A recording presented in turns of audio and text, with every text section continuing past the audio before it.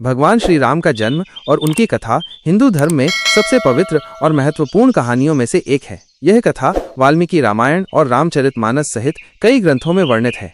भगवान राम का जन्म अयोध्या के राजा दशरथ को कोई संतान नहीं थी। वे इस चिंता में थे कि उनके बाद राज्य का उत्तराधिकारी कौन होगा। ऋषियों की सलाह पर उन्होंने पुत्रेष्टि यज्ञ करने का निश्चय किया। ऋषि वशिष्ठ के मार्गदर्शन में उन्होंने महर्षि श्रृंगी को आमंत्रित किया, जिन्होंने विधि पूर्वक यज्ञ संपन्न कराया।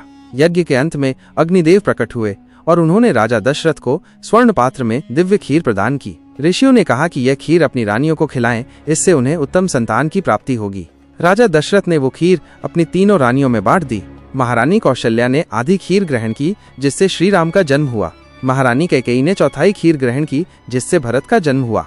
महारानी सुमित्रा ने 2 बार चौथाई खीर ग्रहण की, जिससे लक्ष्मण और शत्रुघ्न का जन्म हुआ। अयोध्या में खुशियां। चैत्र मास की शुक्ल नवमी तिथि को पुनर्वसु नक्षत्र और कर्क लग्न में भगवान विष्णु ने श्री राम के रूप में जन्म लिया। उनके जन्म के समय पूरे अयोध्या में हर्ष और उल्लास छा गया। देवताओं ने आकाश से पुष्प वर्षा की, नगर में मंगलगान होने लगे और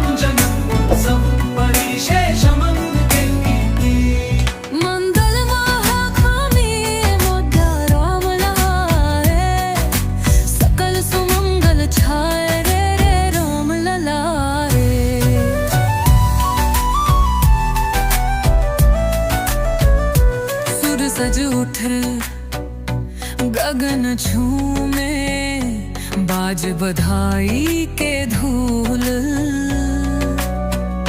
अवधपुरी हर्षित है, देखो खरगर दीप अरवाल।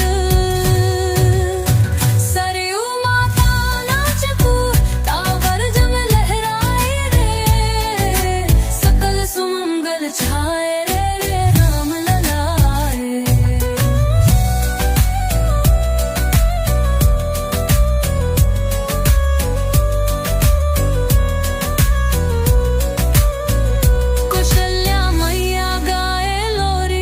दशरथ हाश पार, चारों भोई संभ आए, तूरी हुई पुकार।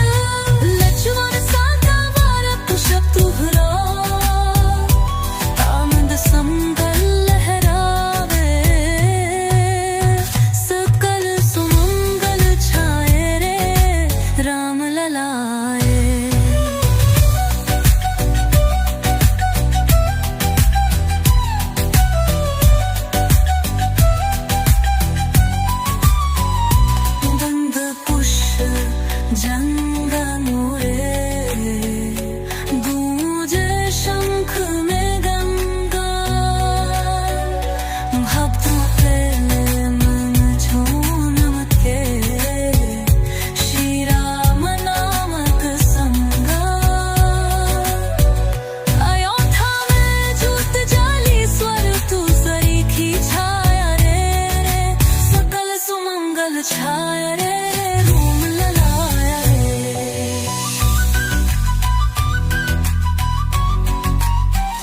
देव भी मंगन गाने लगे, ऋषि मुनि कर प्रणाम।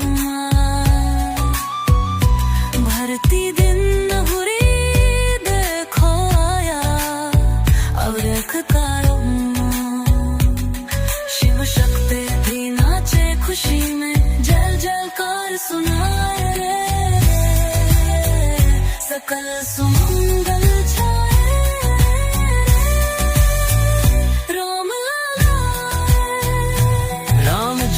की शुभ घड़ी में। अमृत वर्षा हो, पाप कतन दुख भागे, जीवन में उजियारा हो। हर जन के मन मंदिर में रे, राम सदा बस जाए रे, सकल सुमंगल छाए रे राम लले। श्री राम का स्वरूप अत्यंत सुंदर, श्याम वर्ण और दिव्य आभा से युक्त था। उनके जन्म से माता कौशल्या अत्यंत आनंदित हुईं और प्रेम पूर्वक उनका लालन पालन करने लगीं। श्री राम का बाल्यकाल। श्री राम अपने भाइयों के साथ बड़े हुए और ऋषि वशिष्ठ से शिक्षा प्राप्त की। वे अद्वितीय बलशाली, धर्मपरायण और दयालु थे। उनकी वीरता और मर्यादा के कारण वे समस्त अयोध्या वासियों के प्रिय बन गए। आगे चलकर उन्होंने ताड़का का वध, शिव धनुष भंग और सीता स्वयंवर जैसी महत्वपूर्ण लीलाएं की। भगवान श्री राम का जन्म केवल एक राजा के रूप में नहीं, बल्कि धरती पर धर्म की पुनः स्थापना करने के लिए हुआ था। उन्होंने आगे चलकर राक्षसों का नाश किया और अयोध्या का गौरव बढ़ाया। उनकी कथा रामायण के रूप में संपूर्ण विश्व में प्रसिद्ध है। राम जन्मोत्सव आज भी हिंदू धर्म में एक महत्वपूर्ण पर्व के रूप में मनाया जाता है, जिसे राम नवमी कहते हैं।